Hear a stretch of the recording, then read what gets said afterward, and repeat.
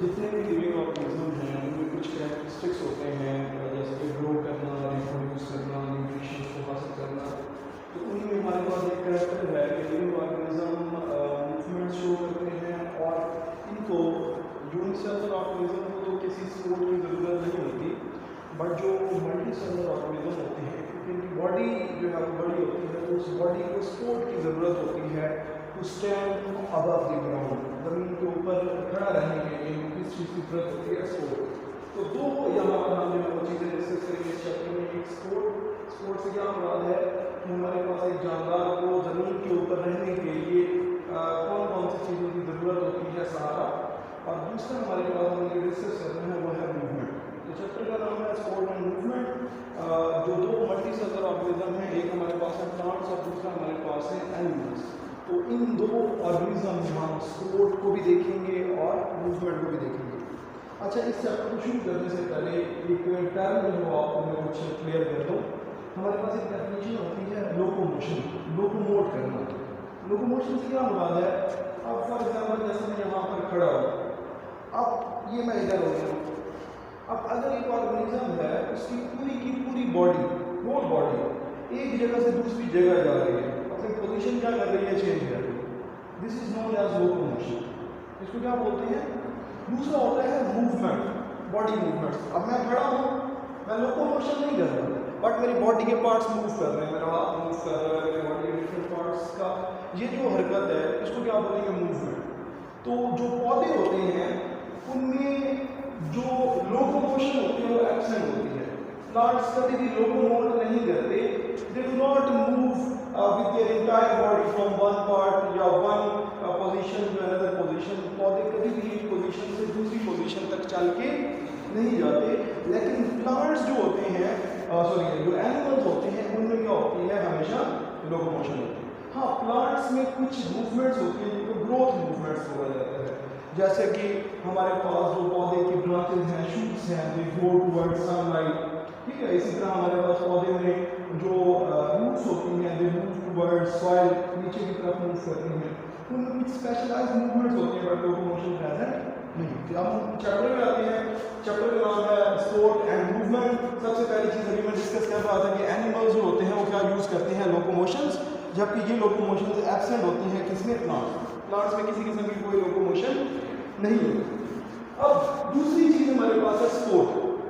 تو پودوں میں سپورٹ کیسے ہوتی ہے ممکن؟ اینیملز میں سپورٹ کیسے ممکن ہوتی ہے؟ سب سے پہلے اگر میں بات کروں پلانٹس کی، تو ہمارے پاس جو میجر پارٹ ہے جس نے پورے کے پورے پودے کو، اس کے ایریل پارٹس کو زمین سے ابو رکھا ہوا ہے، دس از نون ایز اسٹیم.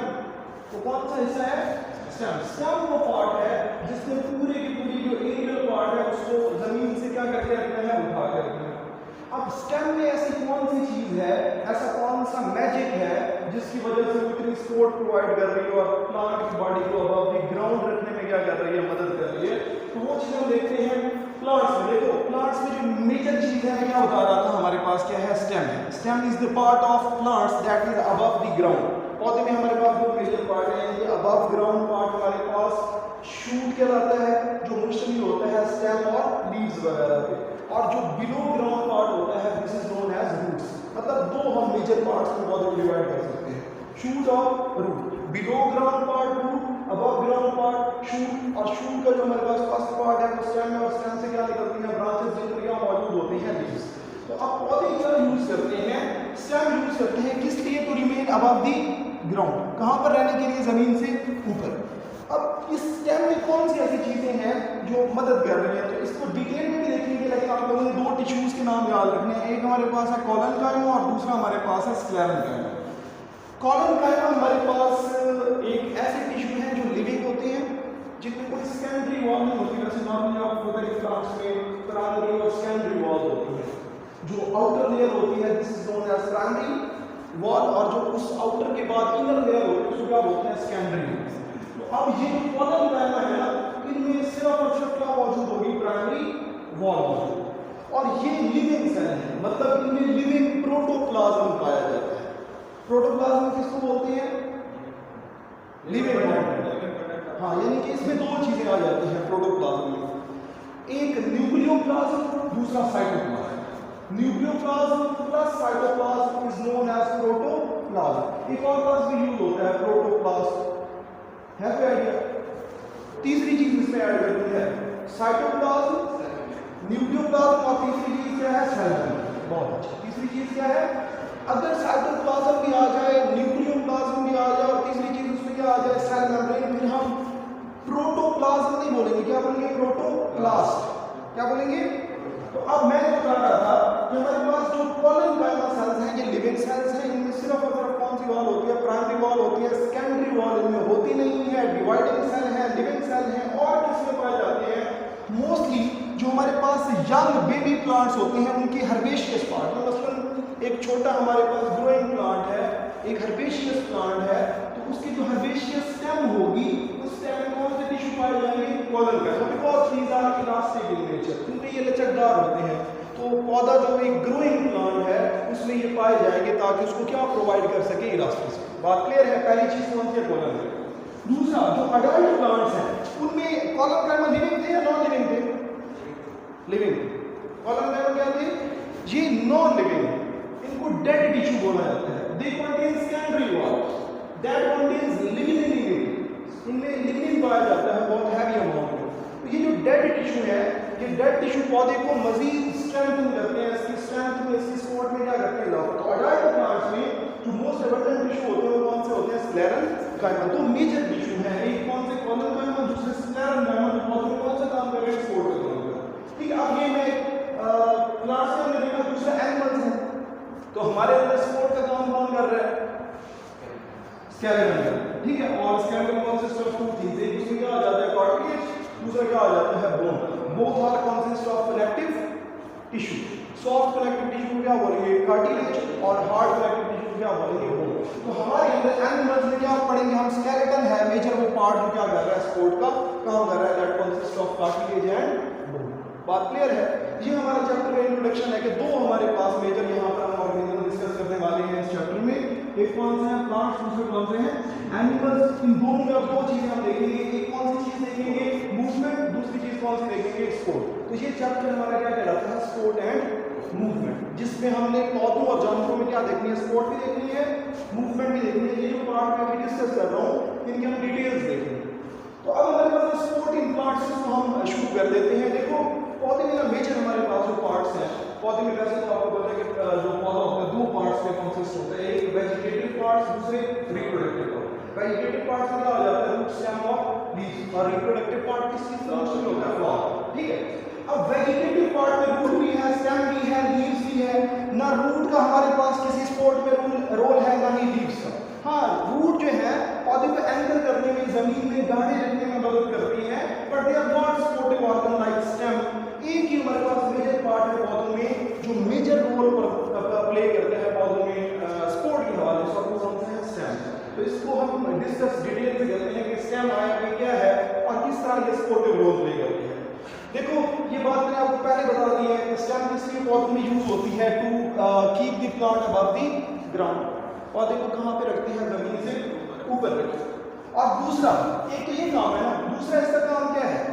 पानी कहाँ पे है? जमीन में पहुंचाना। कहाँ पर है? एरियल पार्ट्स तक पहुंचाना। अब सप्लाई लाइन दरमियान में कौन सी है? यानी कि किस में है? स्टेम में है ना। सप्लाई लाइन हमारे पास कौन सी है? स्टेम। तो stem is the supply line between roots and aerial parts for water and minerals. तो दो काम, एक सपोर्ट, दूसरा ये क्या है? सप्लाई लाइन है फॉर वाटर एंड मिनरल्स। बात समझ रहे हो? तो हम इसका ये वाला सप्लाई लाइन वाला रोल हमारा अभी नहीं है। हमने जो इसका काम देखना है वो सपोर्टिव फंक्शन देखना है कि हम देखेंगे कि पौधों में स्टेम कैसे सपोर्ट जो है वो करती है। अब स्टेम के अंदर में हमारे पास, अगर मैं टिश्यूज की बात करूँ, एपिडर्मिस है, कॉर्टेक्स है और पीक है। ठीक है, ये हमारे पास पौधा है। फॉर एग्जाम्पल इसका ये जो पार्ट है ये क्या कहलाता है? स्टेम। अगर इस स्टेम वाले पार्ट को हम माइक्रोस्कोप से देखें, किसी देखें, तो सबसे पहले स्टेम में जो आउटर मोस्ट टिश्यू है उसको क्या बोलते हैं? एपिडर्मिस। जैसे हमारे पास जो एनिमल्स होते हैं उनमें outer most layer of the cell is known as epithelium. ठीक है, इसी तरह प्लांट्स में जो आउटर मोस्ट लेयर होगी this is known as epidermis. ठीक है, एपिडर्मिस के बाद یعنی کہ فار ایگزامپل یہ ہمارے پاس پلانٹ ہے اور اس میں سب سے جو آؤٹر موسٹ لیئر ہوگی دس ول نون ایز ایپیڈرمس. ایپیڈرمس کے نیچے نا ہمارے پاس ایک لارج ایریا ہوتا ہے جو سیلز اور ٹیشوز پر مشتمل ہوتا ہے. This area is known as cortex. ایپیڈرمس سے نیچے والا یہ حصہ کیا کہلائے گا؟ کارٹکس کہلائے گا. ٹھیک ہے, اور یہ کارٹکس ہی ہوتا ہے جس سے پھر کیا بنتی ہے؟ کارک, چھال بن رہی ہوتی ہے. چھال کس سے بنتی ہے؟ کارٹکس. تو پھر اینڈ پر ہمارے پاس جو پودا ہوتا ہے اس کے سینٹر میں نا ہمارے پاس کچھ ڈیڈ سا ایریا ہوتا ہے جس کو کیا بولتے ہیں؟ پت بولتے ہیں. کیا بولتے ہیں؟ تو مطلب تین چیزیں ہیں اس میں. کون سی ہے؟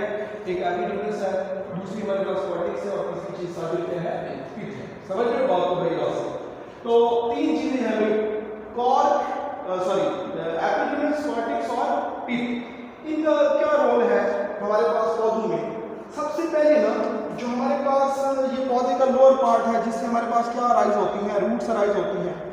پانی سب سے پہلے نا جو روٹس کی ایپیڈرمس ہوتی ہے نا یہاں سے پہنچتا ہے اسٹیم کی ایپیڈرمل سیل سے. ٹھیک ہے, تو ایپیڈرمل سیل سے پھر یہاں پر یہ کہاں پہ پہنچتا ہے؟ کارٹکس میں. اور کارٹکس کی انر سائڈ پر ہمارے پاس کیا موجود ہوتے ہیں؟ واسکولر بنڈل, زائلم اور فلوئم. یہ زائلم پانی کو لیتا ہے اور کہاں پر پہنچا دیتا ہے؟ پودے کی ایریل پر.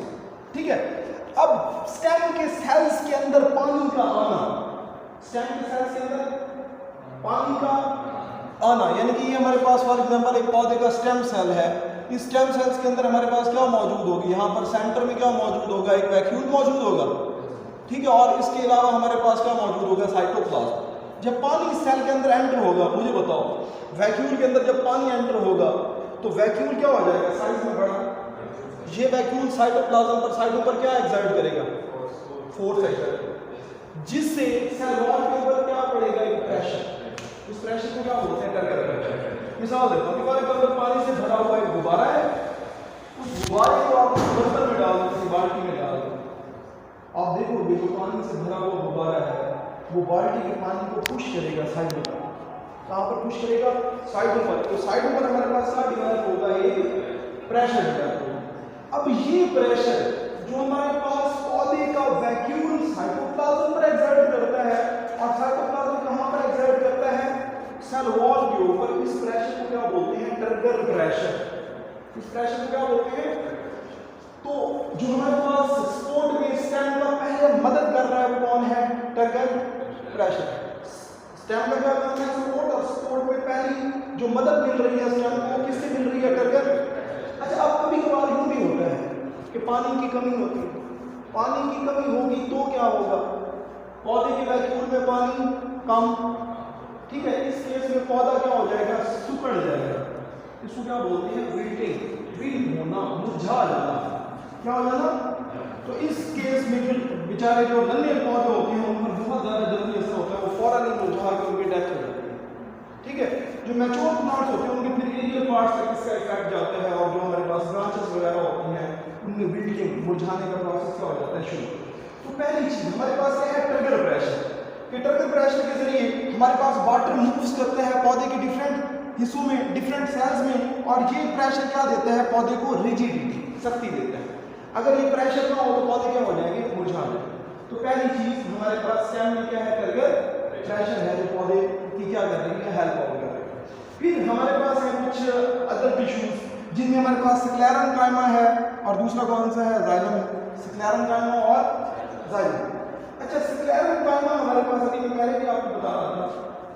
سکلیرن کائما جو ہے نا یہ ہمارے پاس ایک ایسا ٹیشو ہے جو ڈیڈ ہے, ایک ایسا سیل ہے جو کیا ہے؟ ڈیڈ ہے. دو والز ہیں, ایک پرائمری دوسری سیکنڈری. سیکنڈری وال اس کی انتہائی تھک ہوتی ہے. ٹھیک ہے, اور اس کی تھکننگ کی وجہ کیا ہے؟ تھکننگ کی وجہ ہے ہمارے پاس ایک کمپوننٹ جس کو کیا بولتے ہیں؟ لگنن. اچھا, ہم نے آپ لوگوں کو یاد ہوگا اگر ہم نے فرسٹ ایئر میں پڑھا تھا چوتھا چیپٹر پودے کی سیل وال میں, ہم نے کہا تھا پودے کی دو وال ہوتی ہیں, پرائمری اور سیکنڈری. پرائمری وال میں ہمارے پاس سیلولوز, ہیمی سیلولوز, اور کیا ہوتا ہے تیسری چیز؟ پیکٹین. ٹھیک ہے, تین چیزیں تھیں. اور سیکنڈری وال میں ہم نے کیا کہا تھا؟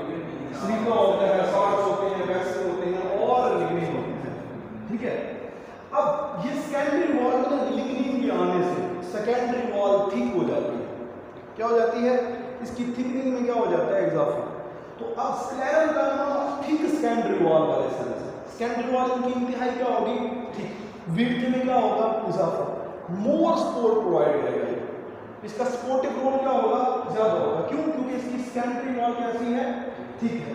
तो अब हमारे पास थिक सेकेंडरी वॉल होती है, इनमें इम्प्लांट्स की जो स्टेम होती है और ये इसमें जो टिश्यू होते हैं क्या बोलते हैं? Scleral derma. Scleral derma tissues होते हैं दूसरे हमारे पास कंपोनेंट है जो पौधों को क्या प्रोवाइड करेंगे? सपोर्ट प्रोवाइड करेंगे। क्या प्रोवाइड करेंगे? सपोर्ट। बात समझिए? अच्छा, ये स्क्लेरल डर्मा के ना इनर साइड पर हमारे पास क्या मौजूद होते हैं? कॉर्टेक्स। और फिर हमारे पास क्या मौजूद होते हैं? Vascular tissues. वस्कुलर टिश्यूज में हमारे पास कौन सा टिश्यू मौजूद है? जाइलम मौजूद है।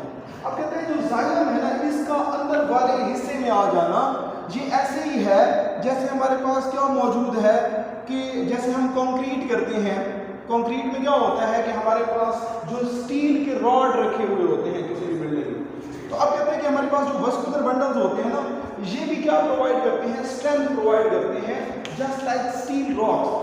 ये रॉड्स की तरह, स्टील की रॉड्स की तरह मजीद जो सेकेंडरी वॉल है, जो अंदर वाले हिस्से हैं, जो सेल्स हैं, सेल्स के अंदर, कॉर्टेक्स के अंदर वाले हिस्सों को ये क्या प्रोवाइड कर रहे होते हैं?